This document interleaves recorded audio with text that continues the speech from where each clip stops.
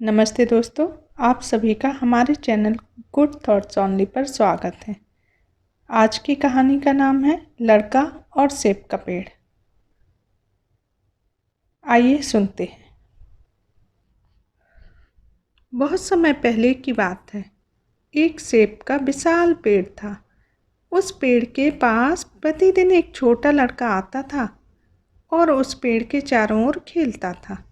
वह पेड़ के ऊपर चढ़ जाता, सेबों को खाता, उसकी छाया में झपकी लेता। वह पेड़ को बहुत प्यार करता था और पेड़ भी उसके साथ खेलना पसंद करता था। समय बीतता गया, लड़का बड़ा हो गया और अब वह पेड़ के पास प्रतिदिन नहीं आता था। एक दिन वह लड़का उस पेड़ के पास वापस आया, लेकिन उस दिन वह उदास दिखा। पेड़ ने कहा, आओ मेरे पास आओ, मेरे साथ खेलो। लड़के ने उससे कहा, अब मैं बच्चा नहीं हूँ, अब मैं और पेड़ के आसपास नहीं खेल सकता। मुझे खिलौने चाहिए, उन्हें खरीदने के लिए पैसों की आवश्यकता है।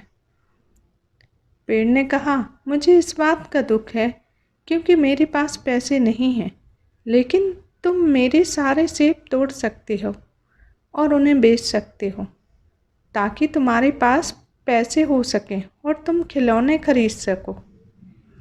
लड़का काफ़ी उत्तेजित था। उसने पेड़ के सारे सेब तोड़े और खुशी खुशी वहाँ से चला गया। पेड़ से सेब तोड़ने के बाद लड़का फिर दोबारा नहीं आया। इस बात से पेड़ काफ़ी दुखी था। एक दिन वह लड़का जो आदमी में बदल गया था वापस आया। इस बात से पेड़ काफ़ी प्रसन्न हुआ। पेड़ ने उससे कहा, आओ मेरे पास आओ और मेरे साथ खेलो। उसने कहा, मेरे पास अब खेलने के लिए समय नहीं है, मुझे अब अपने परिवार के लिए कुछ करना है। हमें रहने के लिए अब एक घर चाहिए, क्या तुम मेरी सहायता कर सकते हो? पेड़ ने कहा, मुझे दुख है क्योंकि मेरे पास तुम्हें देने के लिए कोई घर नहीं है, लेकिन तुम अपना घर बनाने के लिए मेरी शाखाओं को ले जा सकते हो। इसके बाद उस आदमी ने उस पेड़ की सारी शाखाएं काट डालीं और उन्हें लेकर वह वहाँ से खुशी खुशी चला गया। पेड़ उसे खुश देखकर काफ़ी प्रसन्न था, लेकिन उसके बाद वह आदमी फिर नहीं लौटा। पेड़ फिर अकेला और उदास हो गया। गर्मी के दिन में एक बार फिर वह आदमी आया और उसे देखकर पेड़ काफ़ी प्रसन्न था। पेड़ ने उससे कहा, आओ मेरे पास आओ, मेरे साथ खेलो। आदमी ने कहा, अब मैं बूढ़ा हो गया हूँ, अब मैं अपने आप को आराम देने के लिए जल यात्रा जाना चाहता हूँ, क्या तुम मुझे एक नाव दे सकते हो? पेड़ ने कहा, तुम अपनी नाव बनाने के लिए मेरी तने का उपयोग कर सकते हो, जिससे तुम दूर तक जल यात्रा कर सकते हो और खुश रह सकते हो।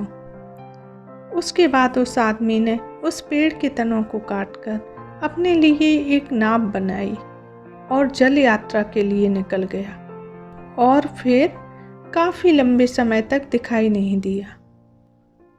अंततः वह आदमी काफ़ी लंबे समय बाद फिर वापस आया। पेड़ ने उससे कहा, क्षमा करना मेरे बच्चे, क्योंकि तुम्हें देने के लिए मेरे पास अब और कुछ भी नहीं है, यहाँ तक कि सेब भी नहीं है मेरे पास ताकि मैं तुम्हें दे सकूं। कोई बात नहीं, क्योंकि उन्हें खाने के लिए मेरे पास दांत भी नहीं हैं। पेड़ ने कहा, मेरे पास अब तने भी नहीं हैं ताकि तुम उसके ऊपर चढ़ सको। आदमी ने कहा, कोई बात नहीं, क्योंकि बूढ़ा होने के कारण उन पर चढ़ने में मैं असमर्थ हूँ।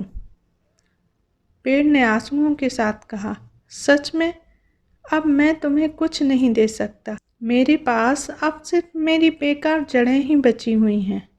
आदमी ने उत्तर दिया, अब मुझे ज़्यादा की आवश्यकता नहीं है, बस आराम करने के लिए एक जगह चाहिए।